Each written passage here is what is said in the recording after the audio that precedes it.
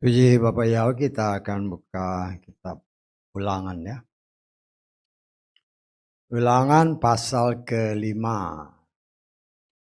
ayat ke-31 sampai 33. Kita akan baca semua ayat ini seperti tertulis di depan ya. Kita baca bersama 3, 4. Tetapi engkau berdirilah di sini bersamaku, dan aku akan mengatakan kepadamu semua perintah, ketetapan dan peraturan yang harus engkau ajarkan kepada mereka, supaya mereka melakukannya di negeri yang akan aku berikan kepada mereka untuk mereka miliki. Dan kamu harus hati-hati melakukannya, seperti yang telah Yahweh Elohimmu perintahkan kepadamu. Janganlah menyimpang ke kanan atau ke kiri.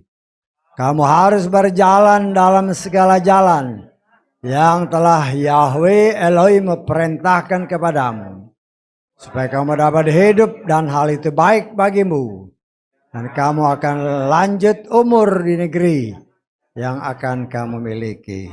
Amin. Silakan duduk. Puji Bapak Yahweh, kita mengucap syukur ya.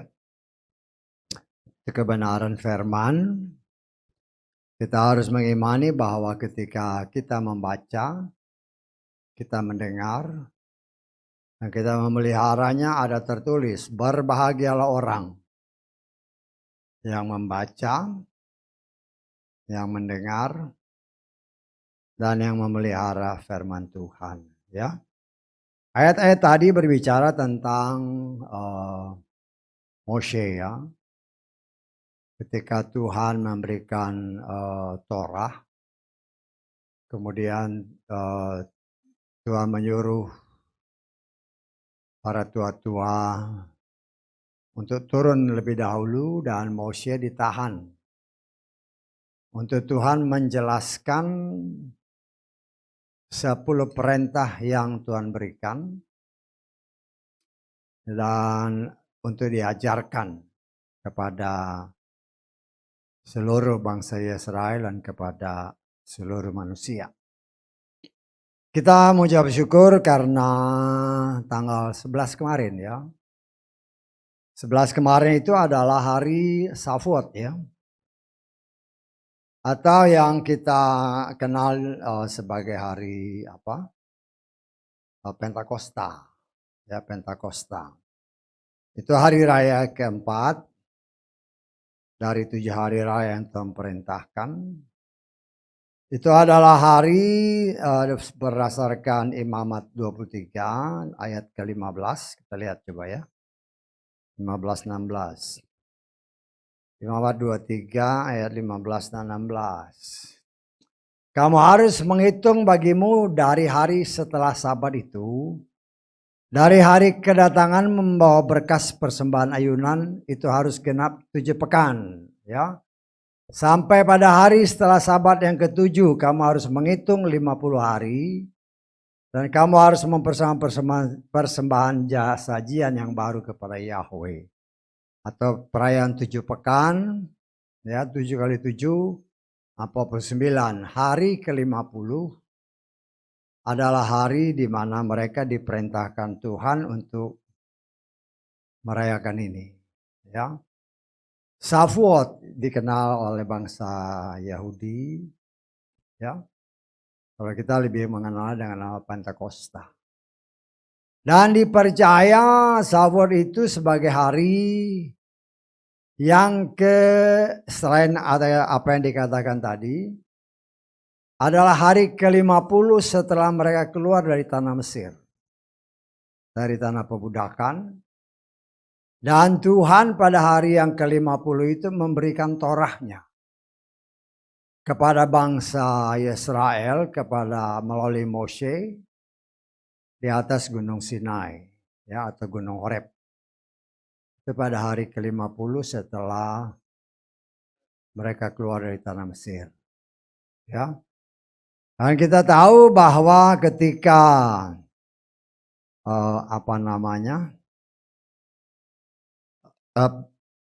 Torah ini diturunkan, ada beberapa kejadian yang sangat menarik. Kita sudah baca ini ya sebelumnya. Itu tertulis dalam kitab Keluaran pasal 20. Kita lihat di dalam ayat ke-18 mulai ya. Ayat ke-18 saja. Dan seluruh umat itu menyaksikan guntur dan kilat bunyi sangkakala dan gunung yang berasap, dan umat itu melihatnya dan mereka menjadi gemetar dan mereka berdiri kejauhan. Ketika Torah mau diturunkan, diberikan Tuhan kepada bangsa Israel melalui Moshe, ya, Tuhan memperlihatkan kemuliaannya di atas gunung Horeb atau gunung Sinai atau gunung Tuhan, ya, sehingga bangsa ini sangat gemetar. Ya, kita aja dengan zaman sekarang ini aja, kalau ada hujan angin guntur aja, itu udah was-was ya. Apalagi ini Tuhan langsung yang berhadapan dengan bangsa Israel. Ini yang membuat mereka sangat gemetar. Karena itu mereka meminta kepada Moshe, kita sudah belajar ini, supaya Moshe aja lah yang menghadap Tuhan. Daripada kami mati dengar suaranya begitu, yang memang ini juga supaya membuat bangsa ini ada rasa takut ya. Supaya ada rasa takut. Kita baca ayat ke-20 coba ya. Dari Keluaran ini. Lalu berbicaralah Moshe kepada umat itu, janganlah takut sebab Elohim telah datang dengan maksud untuk membuktikan kamu dan dengan maksud agar rasa takut akan Dia ada padamu supaya kamu tidak berdosa. Ini yang seringkali saya katakan. Firman Tuhan jelas menyatakan dan menghendaki supaya manusia ciptaannya hanya takut sama Dia, bukan sama setan. Saya tanggap. Jadi kalau seringkali diberitakan ada si setan mengaum bagaikan singa, engkau takut, engkau beri celah. Karena Tuhan tidak mengajarkan kita untuk takut sama setan, tapi takut hanya kepada Bapa Yahweh. Ya. Dan ketika Torah ini diturunkan, ya, sebelumnya ada peristiwa-peristiwa yang luar biasa tadi, membuat bangsa ini gemetar, ya. Kemudian Tuhan memanggil Moshe dengan para tua-tuanya untuk naik, ya. Setelah selesai, kemudian para tua-tua itu disuruh turun. Nah, kemudian jadilah seperti apa yang tadi kita katakan, apa yang kita baca tadi, di mana Tuhan menahan Moshe karena Tuhan mau menjelaskan kepada Moshe 10 perintah yang tertulis di dalam 2 loh batu, dijelaskan dengan begitu rupa sehingga menjadi 613 aturan, perintah dan ketetapan. Ya. Dan kita tahu dari imamat 23 tadi ada beberapa macam 7 hari raya itu sebenarnya menggambarkan akan apa yang Yeshua lakukan. Dan itu memang dicontohkan kepada bangsa Israel. Ketika bangsa Israel keluar dari tanah Mesir, mereka harus merayakan Paskah. Jadi Paskah bagi bangsa Israel hampir semuanya ya, bahwa itu adalah hari di mana mereka keluar dari tanah Mesir dan semua anak sulung manusia ataupun binatang di Mesir dibinasakan oleh Tuhan. Tetapi karena Tuhan memerintahkan kepada bangsa Israel supaya bangsa ini menyembelih domba, kemudian darahnya ditaruh di pintu, sehingga ketika malaikat maut melewati rumah-rumah orang Israel yang ada di Mesir, sama-sama di Mesir ya. Orang Mesir memang tinggal di Mesir, orang Israel tinggal di Mesir di daerah Goshen.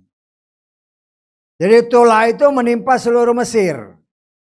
Tetapi kalau orang memakai tanda darah, maka malaikat maut itu melewati Pesah, Passover, Paskah. Jadi Paskah buat sebagian besar orang Israel sampai saat ini, itu mengartikannya agak berbeda dengan Paskah yang kita rayakan.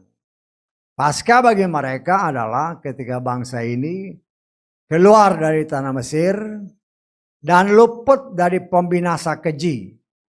Karena mereka taat kepada perintah Tuhan dengan membubuhi darah domba yang Tuhan perintahkan harus ditaruh di dalam ambang pintu. Paskah. Ya. Kemudian Shavuot yang dirayakan oleh bangsa Israel itu adalah untuk merayakan selain 7 pekan setelah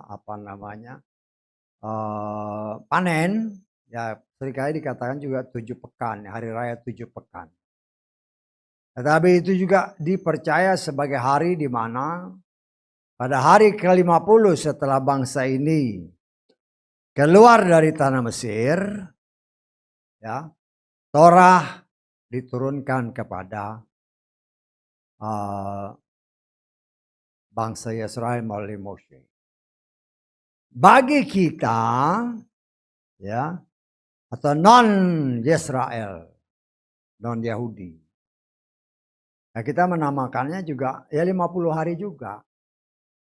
Tapi perbedaannya adalah, kalau saya katakan tadi penafsirannya setelah selain 7 pekan setelah panen, tetapi juga setelah 50 hari keluar dari tanah Mesir, Torah diturunkan.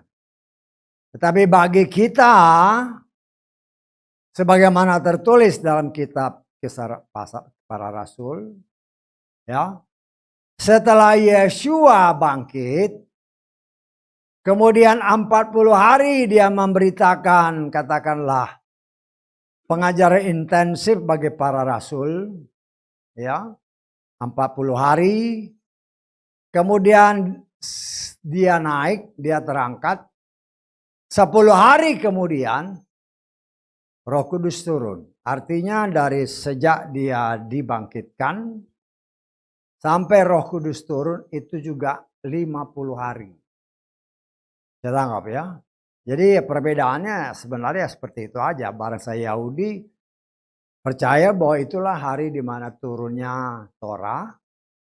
Tetapi bagi orang yang menamakan diri orang percaya atau dikatakan orang Kristen atau Nasrani, itu adalah hari di mana Roh Kudus dicurahkan. Nah, sebagaimana ayat-ayat yang tadi kita baca, ya, jelas dikatakan oleh Tuhan, semua apa yang diberikan itu adalah aturan, perintah, dan ketetapan yang Tuhan berikan kepada bangsa Israel untuk melalui Moshe untuk seluruh manusia. Dan saya percaya itu satu-satunya aturan, perintah, dan ketetapan yang dimiliki manusia yang mereka dapat dari Tuhan langsung. Ya, langsung. Kalau kepercayaan-kepercayaan lain kan lain. Ya itu urusan mereka lah. Dari siapa mereka dapat, yaitu urusan mereka. Karena itu apa yang ditulis dalam kitab suci kita, ya, walaupun yang kita dapat ini adalah juga terjemahan-terjemahan. Sehingga terjemahan-terjemahan ini kalau kita tidak meneliti dengan baik, ya terjemahan ini juga bisa melenceng. Bisa melenceng ya. Tetapi ya melencengnya nggak terlalu jauh lah. Ya. Walaupun ada juga yang bertolak belakang. Tetapi dengan hikmat Tuhan, apalagi yang diterjemahkan ke bahasa kita kan. Kalau kita baca dari terjemahan kita, kemudian kita baca dengan terjemahan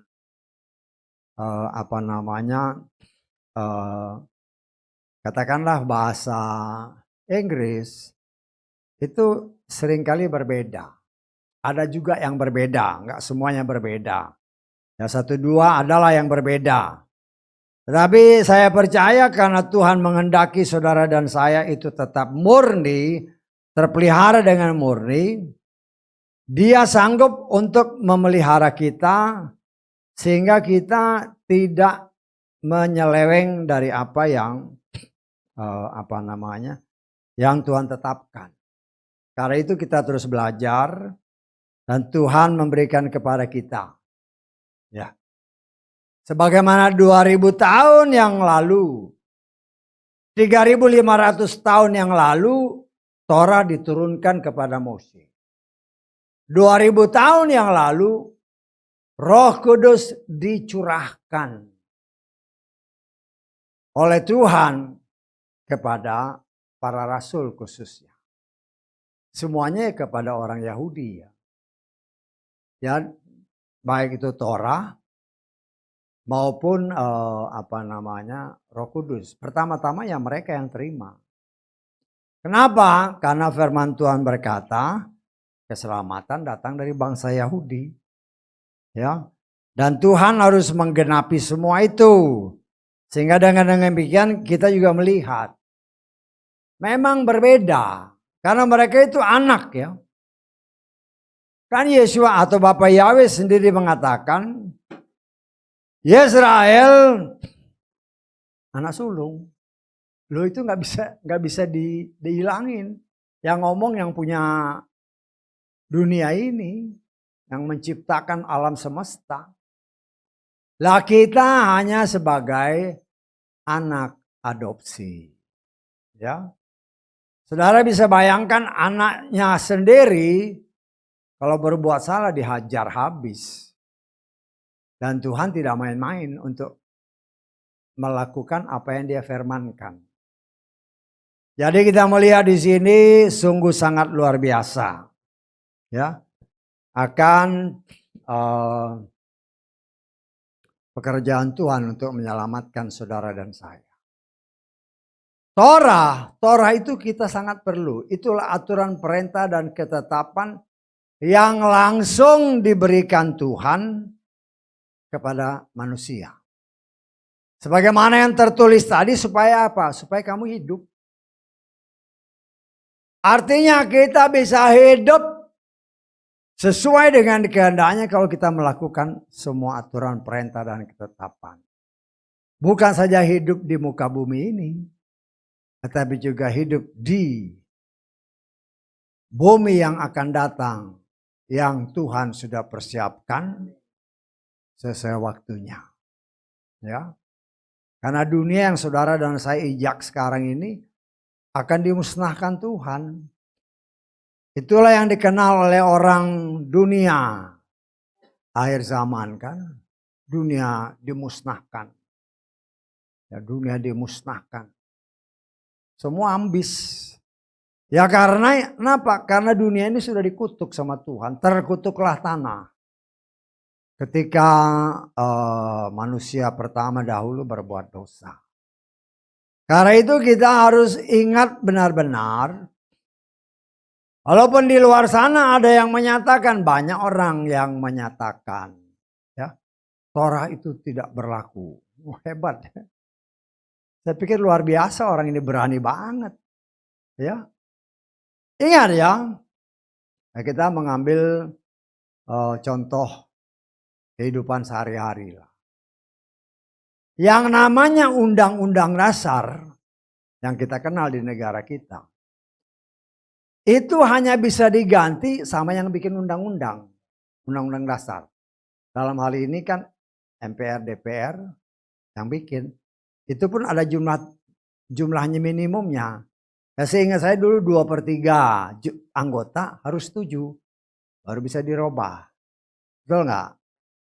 Loh ini undang-undang dasar yang mengatur hidupnya manusia. Kok berani-beraninya manusia yang menamakan diri pelayan Tuhan mengatakan itu tidak berlaku lagi. Enak amat. Dan itu penyesat ya. Saya harus berani katakan itu penyesat. Tuhan aja, Yesus aja bilang, aku datang bukan untuk meniadakan Torah. Kok berani-beraninya? Ya, berani-berani, oh itu tidak berlaku lagi. Enak aja. Dan sayangnya banyak orang yang percaya. Lebih percaya mulut orang daripada percaya apa yang berasal dari Tuhan. Inilah yang saya katakan roh Nikolaus. Roh Nikolaus. Roh yang menguasai mereka yang menamakan diri pelayan Tuhan. Ya.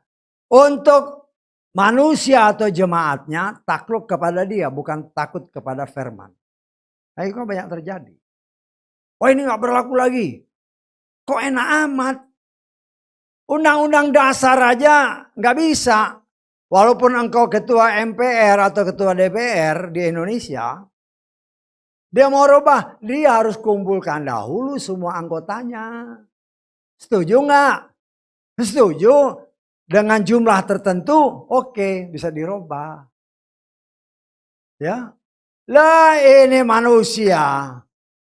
Walaupun kau mungkin pelayan Tuhan yang luar biasa, berani-beraninya kau merubah apa yang sudah Tuhan berikan. Bangsa Israel ketika Tuhan mau berikan Torah mereka gemetar. Ya, ini nggak berlaku lagi. Itulah saudaraku penyesat-penyesat. Pada akhir zaman sesuai dengan apa yang tertulis. Dan kita sebagai anak-anak Tuhan harus mengerti. Ya. Kan Yesus sendiri bilang, aku datang, kita baca aja. Dalam Matius pasal ke berapa? 5 ya. Supaya saudara ngerti ya, karena media-media sosial ini kan banyak yang menamakan diri pelayan-pelayan Tuhan yang menganggap diri mungkin sudah besar. Seenak aja nggak berlaku lagi Torah. Emangnya kau lebih hebat dari Tuhan yang menciptakan semua? Matius pasal 5 ayat 17. Janganlah mengira bahwa aku datang untuk membatalkan Torah atau kitab para nabi. Aku datang tidak untuk membatalkan, melainkan untuk menggenapinya. Ya. Nah, kita melihat ya bahwa memang hukum Torah itu sangat-sangatlah keras. Ya, sangat keras dalam arti kata, kalau engkau lakukan, engkau hidup. Engkau nggak lakukan, engkau mati. Seperti kemarin kan kita belajar kan. Nyawa ganti nyawa, gigi ganti gigi. Ya. Tapi dari situ kita juga bisa mendapatkan pelajaran bahwa itu yang dibuka semalam kan. Ya. Sehingga kita ngerti kenapa orang diperintahkan Tuhan potong sapi, kemudian darahnya yang diambil. Karena darah ganti darah. Atau nyawa ganti nyawa. Nah, kita sudah belajar semalam. Ya itu ya memang itu tafsiran saya. Ya. Tetapi memang susah cari alasan yang lain. Kecuali dua tafsiran yang kemarin dinyatakan Tuhan. Nah, kita melihat memang kalau nyawa mata ganti mata segala macamnya itu bagi manusia saat ini, waduh, luar biasa, ya. Tetapi Tuhan Yeshua, karena dia menggenapi apa yang dia katakan. Aku datang untuk menggenapinya, karena itu dikatakan oleh firman Tuhan, ya. Kita baca Matius 5 tadi ayat ke-38.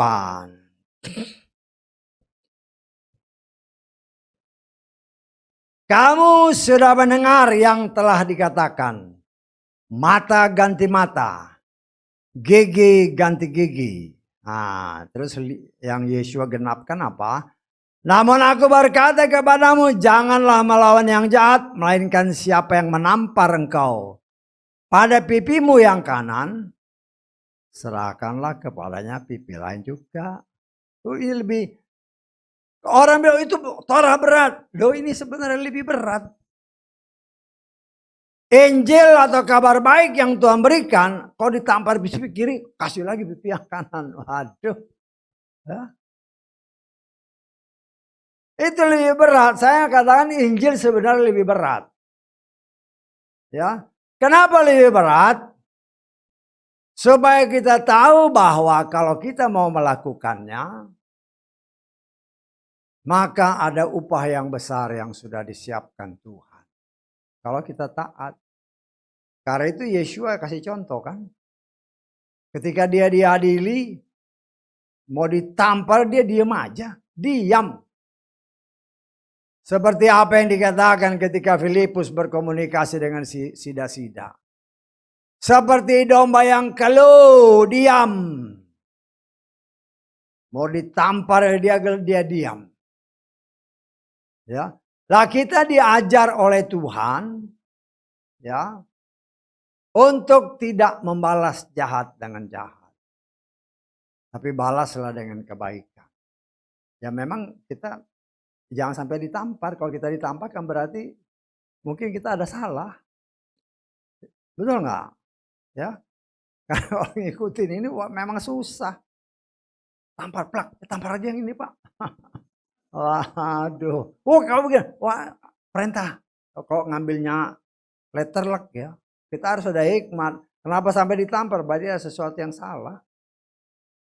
Ya. Dan ini yang seringkali juga orang ya yang nggak ngerti firman ya kayak begitu. Tampar, udah ditampar ini, satu lagi. Lo kenapa sampai ditampar? Berarti salah. Ya. Nah, saudaraku yang dikasih oleh Bapak Yahweh. Semua apa yang diperintahkan oleh Torah 613 aturan perintah dan ketetapan. Ya. Itu harus diingat oleh orang Yahudi dan harus dia lakukan. Karena itu Tuhan perintahkan dalam kitab Bilangan itu, engkau harus pakai yang dikenal sekarang namanya talit. Ya. Sebagaimana tertulis kita lihat ya di dalam kitab Bilangan pasal ke berapa itu 15 ya apa 16 15 apa 15 ya. Ayat ke 37 mulai. Berfirmanlah Yahweh kepada Mose dengan mengatakan, berbicaralah kepada Bani Israel, haruslah engkau mengatakan kepada mereka bahwa mereka harus membuat jumbai pada ujung-ujung baju mereka. Turun-temurun. Haruslah mereka memberikan benang berwarna nila pada jumbai. Di ujung-ujung baju itu, perhatikan. Dan akan terjadi kepadamu ketika kamu melihat jumbai itu akan mengingatkan kamu kepada semua perintah Yahweh. Agar kamu melakukannya sehingga kamu apa? Tidak akan menjadi setuh hatimu dan setuh matamu. Karena menuruti mereka kamu berlaku sebagai pelacur. Supaya kamu ingat dan melalui seluruh perintahku dan menjadi kudus bagi Elohim. Luar biasa Tuhan itu. Ya. Dia kasih ya secara logika kayak bagus. Tetapi di dalam kenyataannya khususnya pada akhir zaman ini. Ya banyak orang kan yang memang ikut. Ya. Khususnya mereka di Indonesia yang menyembah Bapak Yahweh. Kan baru-baru aja kan yang menyembah Bapak Yahweh pakai talit. Bagus, kelihatannya bagus. Asal benar gitu loh. Tetapi kalau kita tidak membaca firman-Nya dengan benar, Kan tadi dalam ayat-ayat pembacaan tadi, di dalam kitab Ulangan tadi, ya dikatakan oleh firman Tuhan, ya, haruslah kamu berjalan dalam segala jalan yang telah diperintahkan Yahweh. Oh, ayat ke-32. Berhati-hatilah dalam melakukan semua yang telah diperintahkan Yahweh. Hati-hati, kata ayat 32, ya, berdasarkan terjemahan Lukas. Berhati-hatilah dalam melakukan semua yang telah diperintahkan Yahweh Elohim kepadamu. Janganlah menyimpang ke kanan atau ke kiri. Hati-hati, artinya cek benar-benar. Supaya jangan salah. Lo kalau ayat-ayat ini di dalam bilangan tadi kita perhatikan benar-benar. Lo yang mereka pakai itu bukan di baju kok. Bisa tangkap maksud saya? Ini kan perintahnya bilang tadi, ya. Kamu harus hati-hati melakukannya. Artinya seperti yang seringkali dikatakan, kita sudah sedang belajarkan tentang firman Tuhan, tentang tabernakel ini. Makanan kita itu roti tak beragi. Roti yang tidak beragi yang dibakar. Roti yang dibakar itu pasti keras. Artinya sebelum ditelan, dikunyah baik-baik sampai halus, baru ditelan. Artinya firman itu yang tidak ditambah dan dikurangi adalah roti yang tidak beragi. Harus kita cerna baik-baik, baru dipraktekkan. Tetapi yang terjadi adalah, dijual tali, pakai aja main pakai. Ya kalau buat pajangan sih oke-oke aja. Ya. Tetapi kalau mengimani, menghendaki supaya, itu melakukan apa yang, karena dulu pertama-tama gitu. Ini kan perintah dalam bilangan 15. Baca yang benar. Ada orang-orang yang mengatakan seperti itu. Ya saya cuma bilang, baca yang benar ayatnya. Supaya jangan salah. Kita kembali ke bilangan tadi ya. Nah, ini diingatkan kepada kita. Supaya kita ingat firman Tuhan yang tadi kita baca. Berhati-hati. Supaya jangan ketipu. Ya. Dikatakan berbicaralah kepada Bani Israel. Engkau harus mengatakan kepada mereka bahwa mereka harus membuat jumbai pada apa? Ujung-ujung baju, bukan kain. Bisa ditangkap? Ya. Lo yang mereka pakai sekarang itu apa? Kain.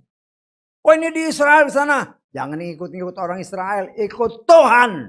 Bukan ikut apa yang dilakukan manusia. Saya tangkap. Kan banyak orang bilang, oh ini orang Israel juga pakai ini. Memangnya orang Israel yang menyelamatkan kamu. Bukan orang Israel yang menyelamatkan kita. Tetapi Tuhannya orang Israel. Itulah yang menyelamatkan kita. Karena itu dia perintahkan, berhati-hatilah. Di dalam kita mempraktikkan firman, baca yang benar.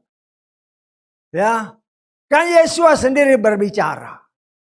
Hati-hati ragi-ragi orang Farisi dan Saduki. Loh, apa yang dikatakan seolah-olah diabaikan. Bangga lagi. Waduh, saya kalau pakai ini rasanya, wibawa saya hebat. Dalam hati saya kayak jimat.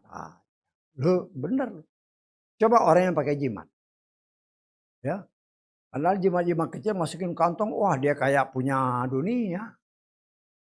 Loh, pakai itu kayak pakai jimat. Hati-hati. Ya. Bukan talit itu yang menyelamatkan kita. Kalau Pak benar lagi, salah lagi. Ya.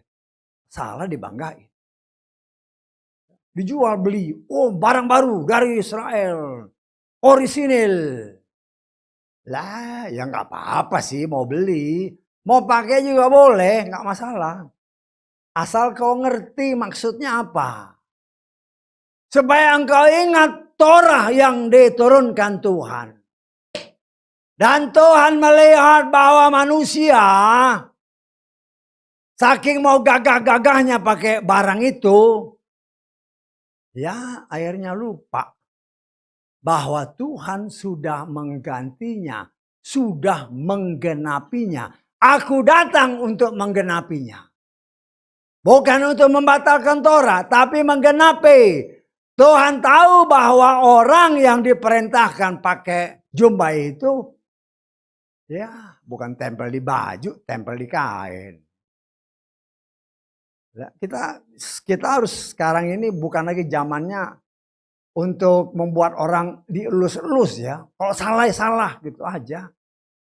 Bukan berarti kita sudah benar, tetapi berdasarkan apa yang tertulis, kita sebagai anak-anak Tuhan ada tertulis. Salah kau. Bukan kita yang menghakimi, firman itu yang menghakimi. Kan Yesus bilang, ya, bukan aku yang menghakimi. Tetapi setiap apa yang sudah aku katakan, itulah yang akan menghakimi. Kan itu yang Yesus katakan dalam kitab Yohanes.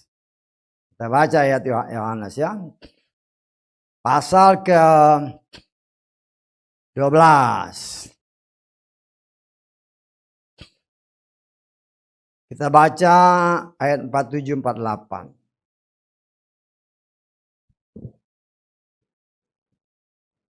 Jika seseorang mendengarkan firman-Ku dan dia tidak percaya, perhatikan, aku tidak menghakiminya, sebab aku datang tidak untuk menghakimi dunia, melainkan untuk menyelamatkan dunia. Perhatikan ayat 48. Siapa yang menolak aku dan tidak menerima firman-Ku, ia mendapatkan dia yang menghakiminya. Siapa? Yaitu firman yang telah kuucapkan. Dia itulah yang akan menghakiminya pada akhir zaman. Ya. Tuhan tahu ketika orang diperintahkan, ayo pasang jumbai di bajumu. Oh, akal setan. Tanpa sadar akal setan, nggak apa-apa di kain aja. Kalau kain kan habis ibadah bisa dibuka. Kalau baju kan nggak bisa. Bisa tidak ngomong saya. Kalau kita nih pakai baju, terus pakai jumbai di sini, apalagi itu cuma baju satu-satunya, kemana-mana kan pakai terus. Artinya Tuhan mau kalau kita pakai, kita ingat terus. Tetapi akal manusia licik. Bukan manusia sebenarnya, setan membujuk. Pakai kain aja, kan gampang. Habis ibadah dibuka, dilipat. Ya, nah itu yang terjadi sekarang kan. Habis ibadah dilipat, yang gak ingat lagi firman. Dan saya mengkhawatirkan. Jangan-jangan orang-orang ini gak percaya Roh Kudus. Bisa tanggung saya. Karena fungsi daripada jumba itu adalah untuk kalau engkau lihat, engkau ingat firman. Ya. Tuhan tahu kelicikan hati manusia yang begitu gampang ditipu sama setan. Karena itu sebagaimana dahulu Torah diturunkan pada hari ke-50 setelah keluar dari Mesir. Pada hari ke-50 setelah Yeshua bangkit dari kematian. Roh Kudus dicurahkan. Roh Kudus dicurahkan untuk apa? Dia akan mengajar kamu, mengingatkan kamu akan semua apa yang telah aku katakan. Kita baca lagi di dalam Yohanes 14. Ayat ke berapa itu? 26.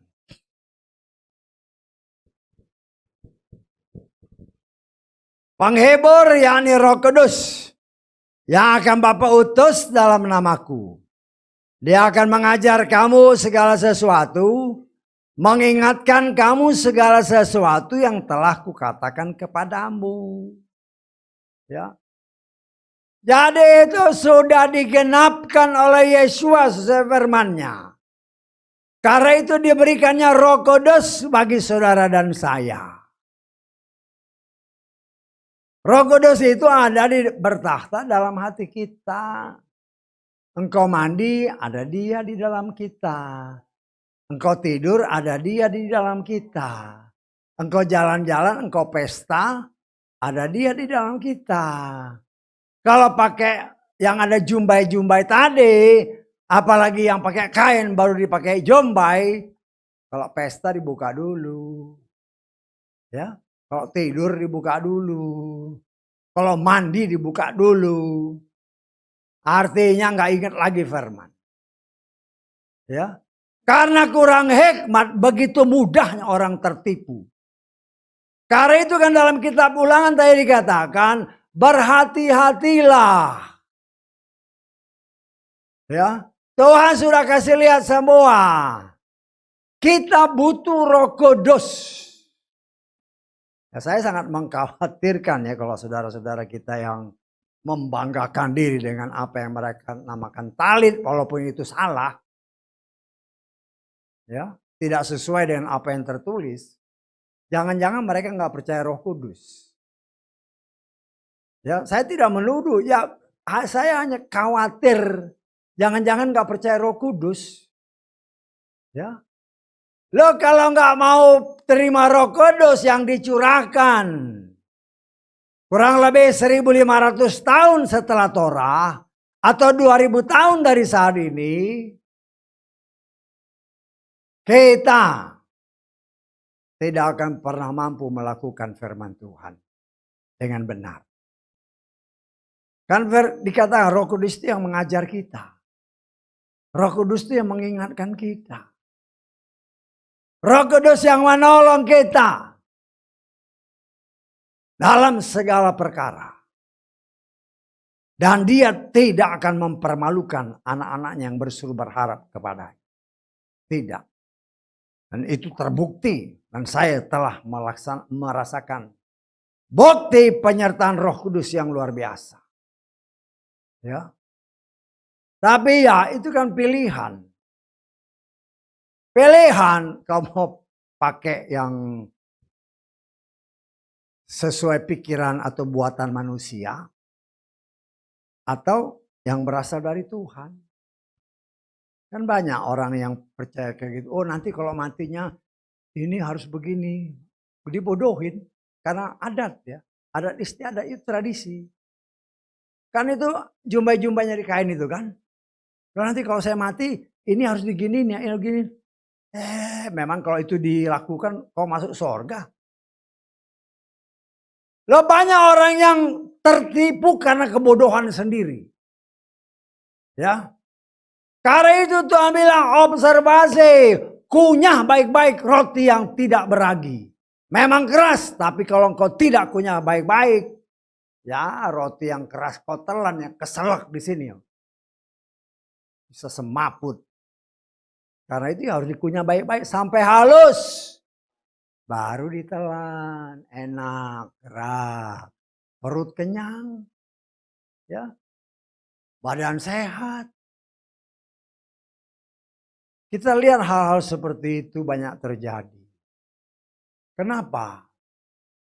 Ya.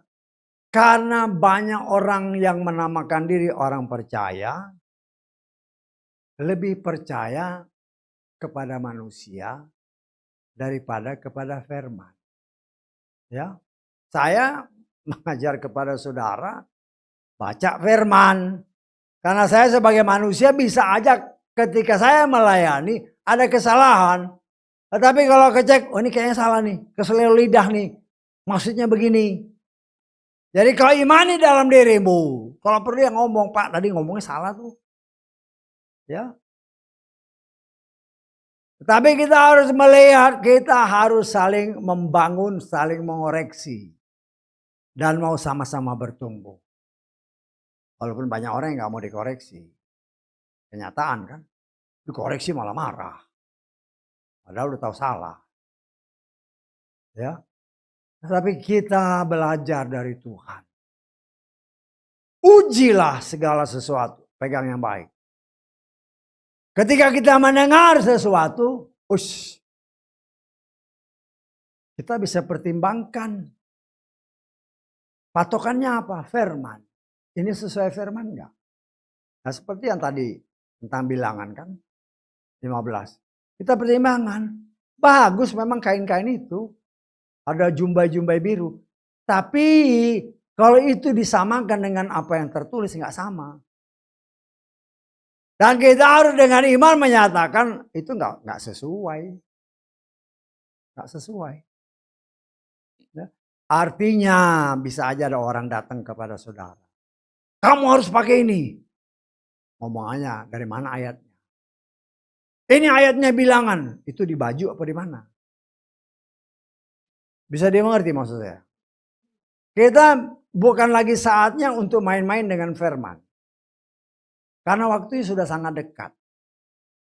Kita harus tegas, harus bisa memisahkan kalau bukan dari Tuhan, sorry. Teman is teman. Keluarga is keluarga. Tapi kalau bukan sesuai firman Tuhan, kita harus berani menyampingkannya. Memberikan tempat hanya kepada kebenaran, yaitu firman Tuhan. Kita percaya ketika kita diperintahkan Tuhan untuk merayakan hari 7 pekan itu, yang dipercaya juga sebagai hari turunnya Torah, tetapi juga dipercaya sebagai turunnya Roh Kudus. Ya, firman itu undang-undang dasar. Torah itu undang-undang dasarnya. Ingat itu. Setelah ada undang-undang dasar, ya kita ngambil contoh di Indonesia. Orang bisa bikin undang-undang kan. Undang-undang dasar ini di negara kita kan MPR, ya mungkin DPR lah gabung, bikin kan. Sepakat sesuai dengan jumlah yang minimum, sepakat jadi. Kelak. Ada orang di bawahnya mungkin menteri, mungkin yang lain-lain, bikin undang-undang. Selama undang-undang itu tidak bertentangan dengan undang-undang dasar, oke. Bisa mengerti? Tetapi kalau undang-undang itu yang levelnya lebih rendah dari undang-undang dasar, bertentangan dengan undang-undang dasar, nggak bisa. Begitu juga dengan Torah yang adalah undang-undang dasar. Bagi orang percaya, agar mereka bisa hidup sampai selamanya dengan dia. Apa yang diatur oleh manusia, baik itu gereja, baik itu ya segala macam organisasi gereja. Kalau bertentangan dengan apa yang tertulis, ya memang tergantung orang yang mau pilih yang mana. Oh, gerejaku mengatakan begini, kamu ikut gereja atau ikut firman? Kan banyak contohnya. Ya, contoh nama Bapak Yahweh. Ya, kan beberapa seringkali ya waktu kita masih suka pelayan-pelayanan. Waduh Pak, sinode saya melarang Pak pakai nama itu. Loh, itu kan nama Tuhan. Ya Pak, tapi sinode saya, lo lebih takut sinode daripada firman Tuhan. Banyak aturan-aturan lain kan. Tentang baptisan, kita sudah belajar tentang baptisan atau sedang belajar. Ya. Tapi ini baptisan gereja saya, memang secara gereja engkau sudah dibaptis. Secara gereja ya. Tetapi tidak secara firman Tuhan. Yang menyelamatkan kita bukan aturan gereja, tapi aturan Tuhan. Seperti apa yang tadi Tuhan Yesus kata, bukan aku yang menghakimi, tetapi apa yang aku katakan, itulah yang akan menghakimi. Ya terserah. Karena sering kali dikatakan dari tempat ini, pada zaman akhir sebagaimana tertulis dalam kitab Wahyu, roh, 3 roh yang berkuasa. Roh Nikolaus, roh Isabel, roh Bileam. Ya. Apalagi roh Isabel kan, waduh, hebat ibu ini jadi pendeta, jadi ini. Tapi kalau ditanya, Bu, ada tertulis, perempuan itu diam. Oh itu salah itu. Itu ada sejarahnya, padahal Torah bilang. Ya. Torah mengatakan tidak bisa. Tapi mereka membela, ini ada sejarahnya, kenapa sampai keluar? Wah, begini. Lebih mengikuti apa yang diatur oleh manusia daripada mengikuti undang-undang dasar Tuhan yang sudah diberikan kepada manusia untuk diikuti. Kan tadi ayat-ayat tadi menyatakan yang kita baca. Supaya kita hidup, ikutilah semua aturan, ketetapan dan perintah ini. Supaya hidup. Artinya kalau kita tidak ikuti, ya mati. Hidup dan mati kan terserah kita. Betul nggak? Sejak awal Tuhan sudah katakan. Mau pilih hidup atau mau pilih mati. Mau pilih pohon kehidupan atau mau pohon pengetahuan. Banyak manusia yang pilih pohon pengetahuan. Sedangkan banyak pengetahuan itu pengetahuan palsu. Tapi dianggap sebagai kebenaran. Akhirnya imannya menyeleweng. Nah, kita mengucap syukur. Bahwa ya bukan mengucap syukur orang-orang yang menyeleweng itu. Tidak, kita melihat memang apa yang tertulis itu terjadi. Ya. Nah, kita harus sangat berhati-hati juga sangat mencoba mengerti firman Tuhan itu dengan benar. Sehingga jangan sampai kita salah mempraktekkan atau salah juga dalam berdoa. Bisa mengerti maksud saya? Ya. Coba kita baca dulu lah ya 2 Petrus ayat pasal kedua. Kita baca ayat ke 20 mulai. Kita baca ini terus kita koreksi ya dari dalam hidup kita. Sebab jika setelah meluputkan diri dari kecemaran dunia, melalui pengenalan penuh akan Tuhan dan Juru Selamat, Yeshua Mashiach, namun terjerat kembali oleh hal-hal ini, mereka telah dikalahkan. Bagi mereka keadaan yang terakhir menjadi lebih buruk daripada yang pertama. Bisa ditangkap artinya nggak itu? Saya baca terjemahan Lugas ya. Sebab sekalipun mereka sudah luput dari kecemaran dunia karena pengenalan penuh akan Tuhan. Jadi setelah mengenal penuh dengan Tuhan, luput dari kecemaran ya. Namun kemudian terjerat kembali oleh semua itu, maka mereka telah dikalahkan kembali. Dan bagi mereka keadaan yang terakhir itu menjadi lebih buruk daripada yang pertama. Sebab lebih baik bagi mereka tidak mengenal jalan kebenaran daripada setelah mengenalnya lalu berbalik dari perintah kudus yang telah disampaikan kepada mereka. Maka bagi mereka benarlah perumpamaan ini.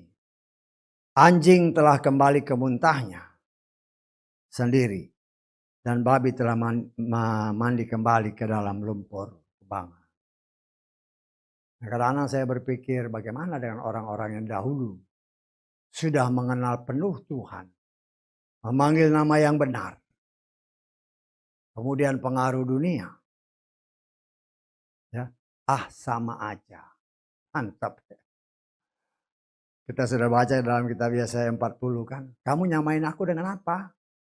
Enak aja bilang sama, menyamakan aku dengan nama berhala,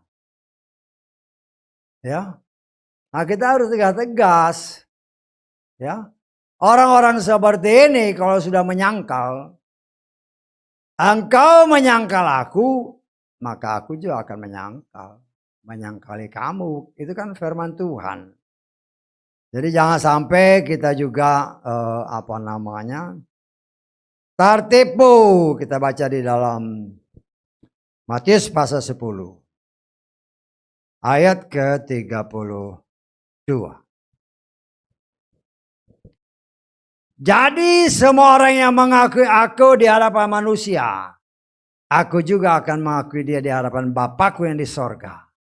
Siapa saja yang menyangkal aku di hadapan manusia, aku juga akan menyangkal dia di hadapan Bapakku yang di sorga. Ya.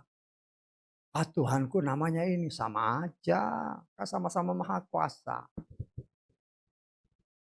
Yesaya 40, kamu nyamain aku sama apa? Jangan sampai kita tertipu ya dengan banyak pengajaran-pengajaran di luar. Ya memang itu pilihan, mau pilih hidup atau mau pilih mati. Karena keselamatan itu urusan pribadi.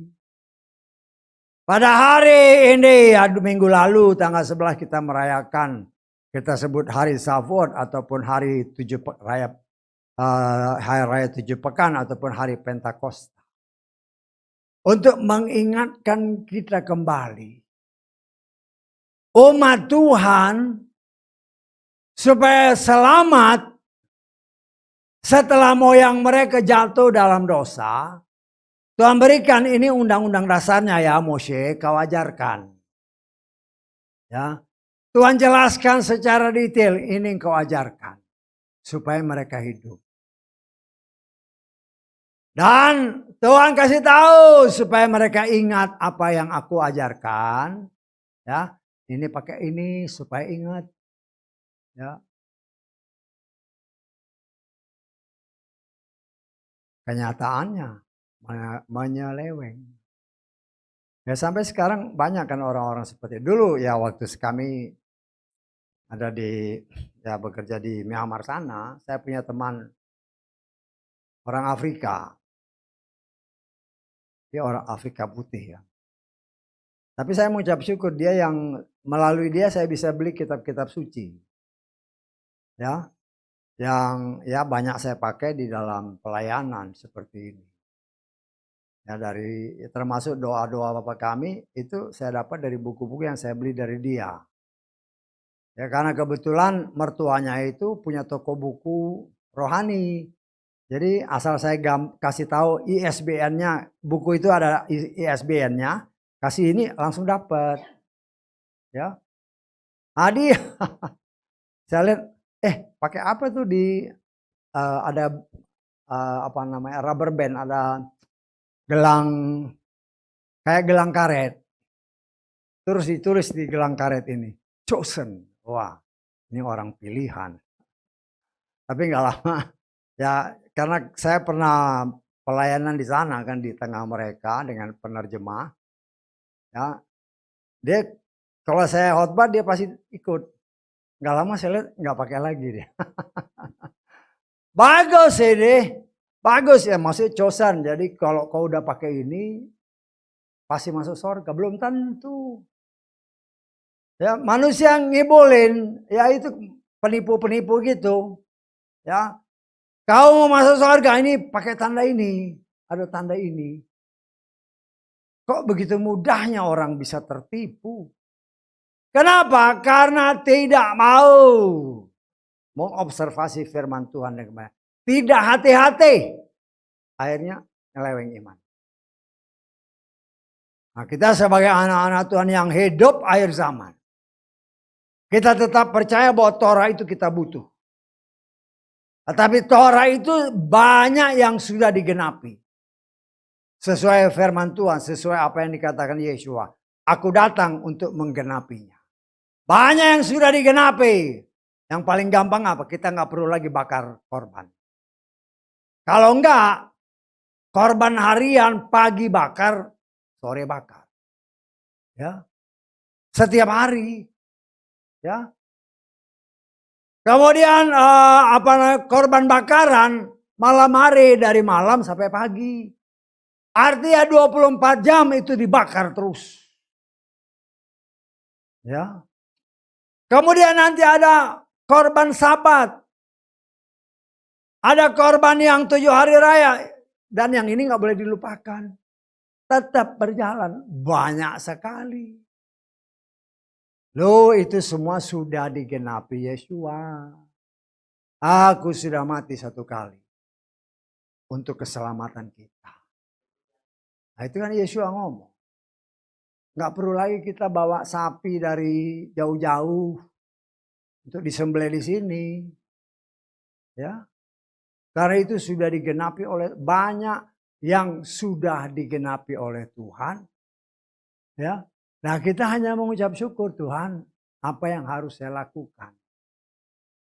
Ya, apa yang harus saya lakukan? Saya nggak perlu bakar pagi, artinya kau berdoa 24 jam jangan putus.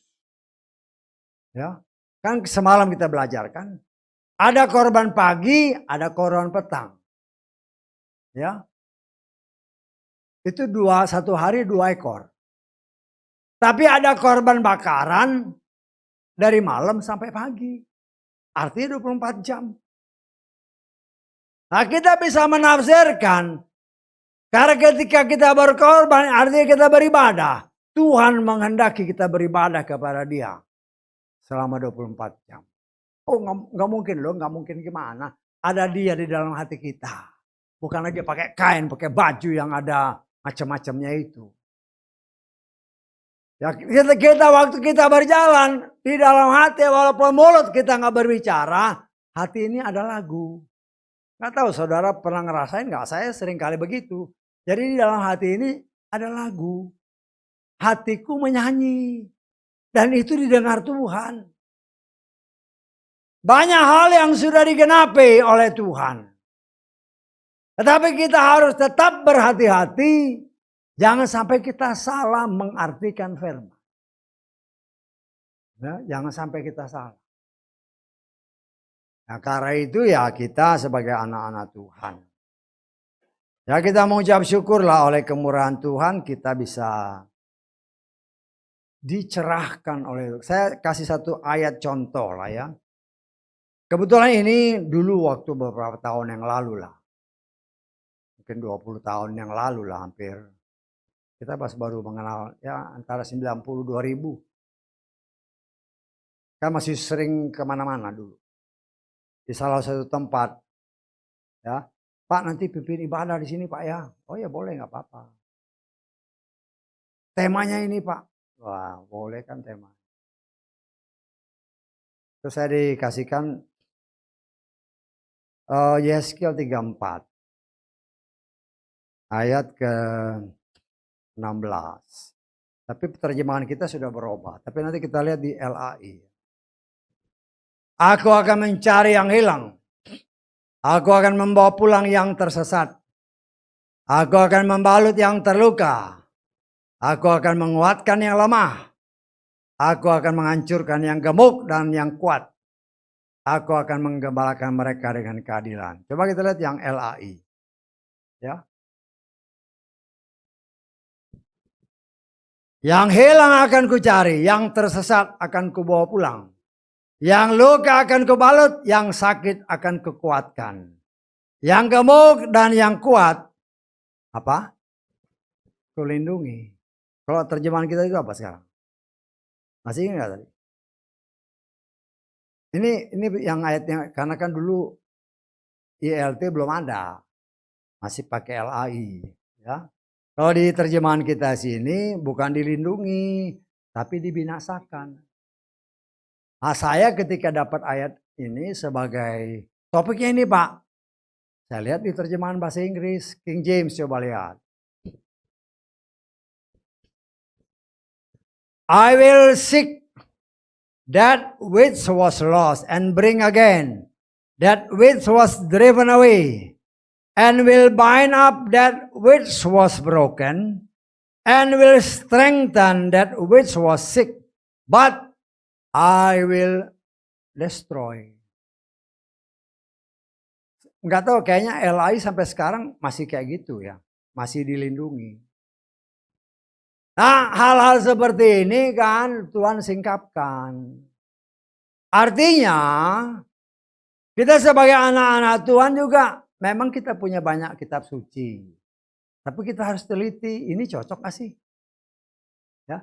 Kalau nggak cocok atau rasa-rasa kurang enak, cek di kitab suci yang lain.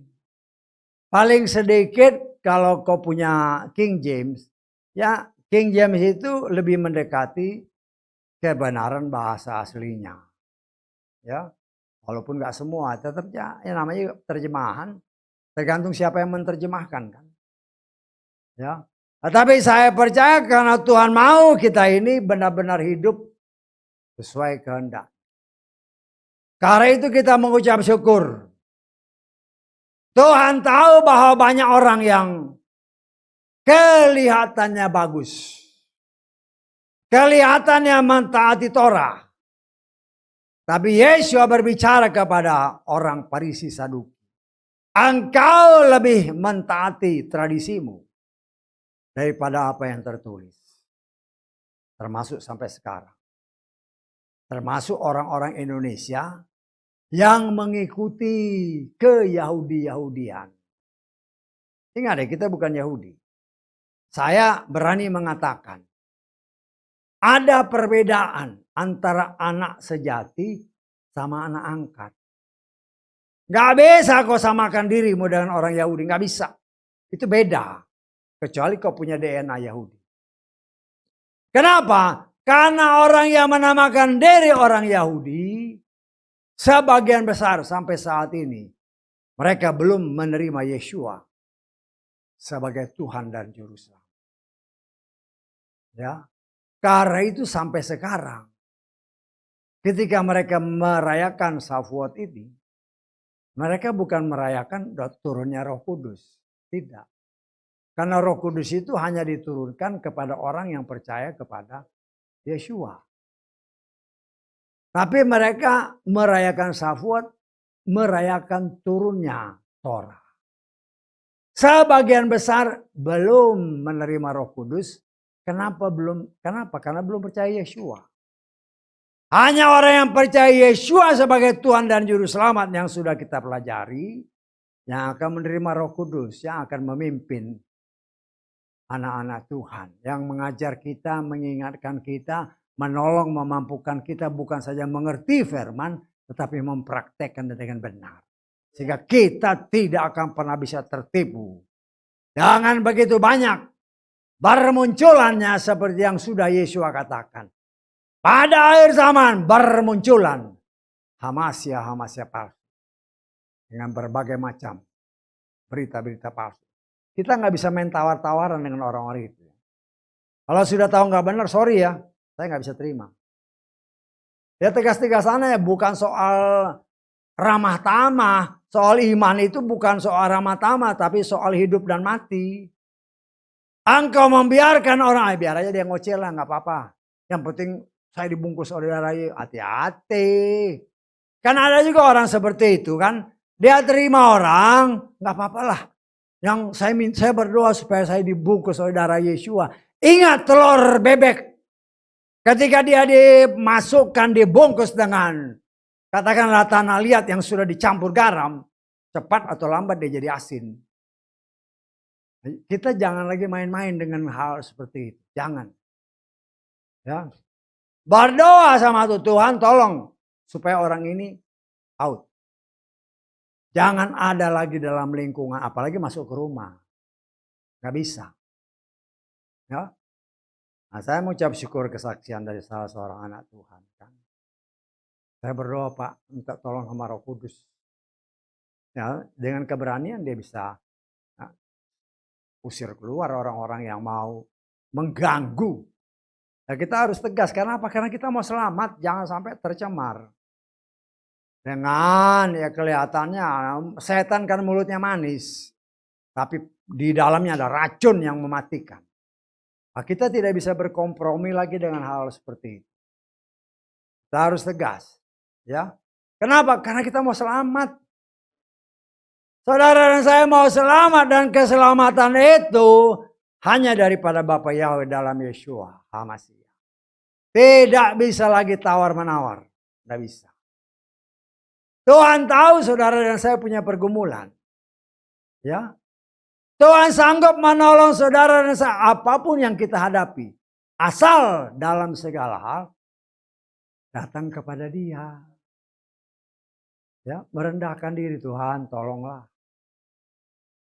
Ya, saya nggak sanggup lagi, Tuhan, tolong.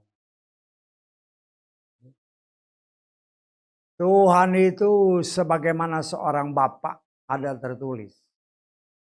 Tidak akan memberikan batu atau ular kepada anak-anaknya yang minta roti, enggak. Dia akan berikan.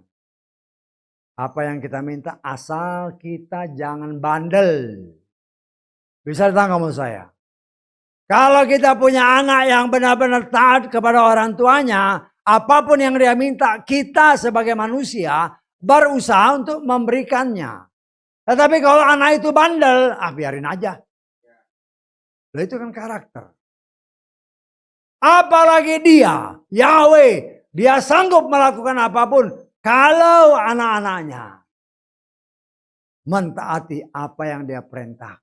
Ingat itu. Ingat bahwa Tuhan setia kepada firman-Nya, bukan setia sama orang. Nah, karena itu kita belajar untuk melakukan apa yang diperintahkan. Itulah gunanya Pentakosta, itulah gunanya Roh Kudus diturunkan supaya kita senantiasa berjalan di dalam Dia dan bersama dengan Dia. Sehingga hidup kita karena ada Tuhan di dalam kita pasti penuh sukacita. Walaupun dunia ini mungkin bababelur, anak-anak Tuhan tetap penuh sukacita. Karena Tuhan yang memelihara, sanggup menolong dan membela anak-anaknya yang mengasihi Dia. Haleluya, amin. Mari kita bangkit berdiri.